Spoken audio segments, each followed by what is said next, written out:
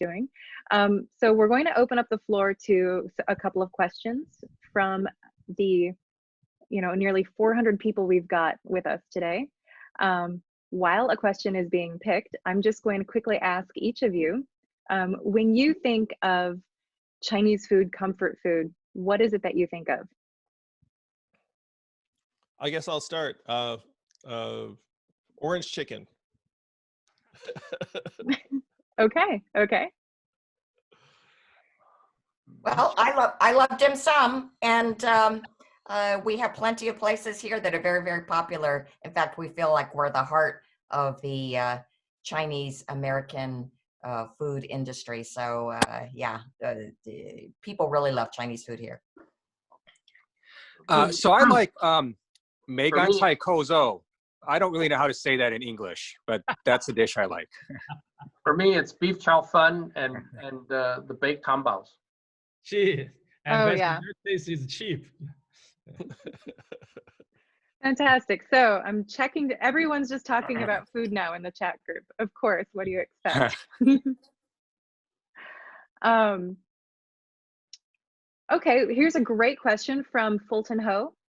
How do you encourage older generation Chinese or Asian Americans to register to vote or get civically engaged? Wow, that's a great question. Yeah. I mean, I would just walk them through it and literally just sit there with them and be like, hey, let's register you to vote right now. and then when it's voting time, be like, hey, have you voted? Have you sent it in? Like, what do you need help with? Like if you're able to dedicate that kind of time to someone, then they'll be touched by it and they'll 100% vote. If you don't do that, if you just say, hey, do it, then the odds will go down significantly. So just help them with every step of the way. Get the ballot, get it in their hands, fill it out with them. But we need to vote. I mean, the reality is that our community is not the political powerhouse that it has the potential to be because Chinese Americans and Asian Americans vote at lower levels. We also donate money at lower levels. So it's one reason why I'm so proud to be in the presence of Gary and Judy and Ted, because they broke the mold and they did something that's uncommon in our community, which is run for office. And then they won, which is phenomenal. In Gary's case, he won an awful lot. The other people, Judy and Ted, you guys are, you'll win too for a long time. So the reality is that if we're going to have people take us seriously politically, it has to start with voting. And so if you know someone in your community that you think you can help get to vote, then do it. You activate one person, two people, that's worth its weight in gold. I think part of the key to getting more Asian Americans, and especially older Asian Americans, to register to vote, number one is having more Asian American candidates run for office, because that creates excitement. It gives them a reason to vote, because they have pride in fellow Asian Americans running for office. Number two, we need more nonprofit social organizations who are the trusted voices in those communities, informing people of the importance of voting and what it means. We simply need to let them know, everybody know, that if we care about the issues in this country, whether it's employment, whether it's public health, whether it's food, whether it's jobs or education, they need to be voting to send their messages to their local elected officials, whether it's the school board, the city council, the state, or the Congress. And as Andrew said, we really just need to go person to person, finding out who is not registered to vote and encouraging them to help them register, actually help them register. Well, oftentimes we say that this is the most important election ever, but I must tell you that this November election is the most important ever.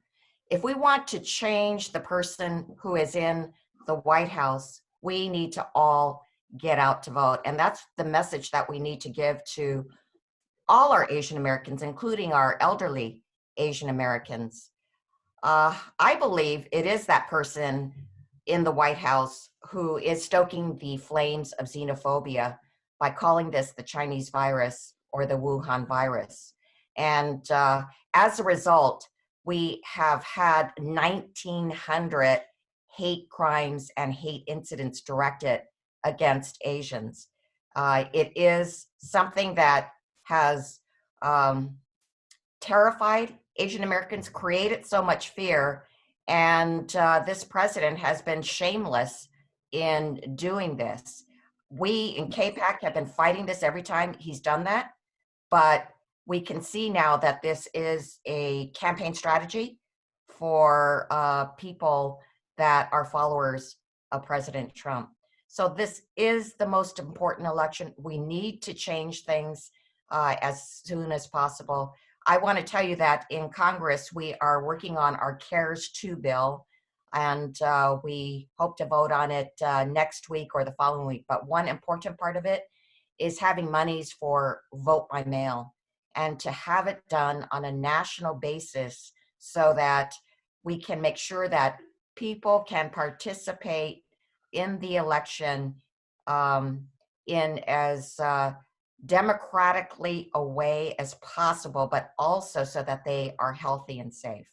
So this is extremely important to make sure that we have a fair election in November, but we also have to, of course, motivate our people and get the message out that this is indeed the most important election ever. I agree with everything Judy, Andrew, and Gary has said. I just want to make 2 additional points. The Pew Research report came out 2 days ago and said that among eligible voters, Asian Americans are the fastest rising ethnic group. And so we know from last decade's census data that Asian Americans are the fastest rising ethnic group just in terms of population in the United States. And by the way, everyone needs to fill out their census. But now we also know that among eligible voters, that now also holds true. And so this November could be a pivotal moment for the Asian American community.